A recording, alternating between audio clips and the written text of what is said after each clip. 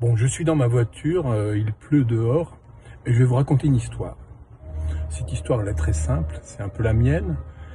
Elle date d'une époque où j'avais un peu plus de 30 ans. C'était il y a un peu plus de 30 ans, ce qui vous donne une idée de mon âge.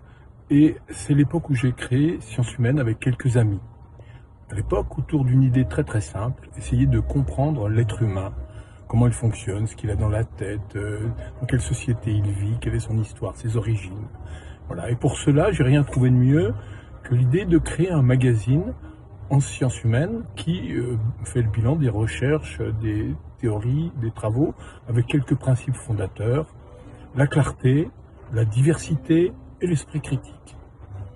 À l'époque, je n'étais connu de personne et personne ne me connaissait. Et vous savez quoi? Ça a marché quand même. Et souvent, le matin, je me levais en regardant dans le miroir et je me pinçais en me disant non, ça marche pas comme ça. Eh bien si, ça a marché. J'ai vu l'entreprise grandir, je l'ai vu affronter des défis difficiles, ceux de la presse. Et aujourd'hui, Sciences Humaines arrive à une nouvelle étape de son histoire. Personnellement, j'ai abandonné les commandes à des gens que j'estime beaucoup.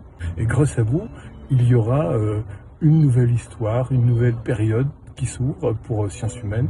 J'en suis très heureux et je suis content d'avoir lancé la fusée. Maintenant, la suite de l'histoire, c'est aussi la vôtre.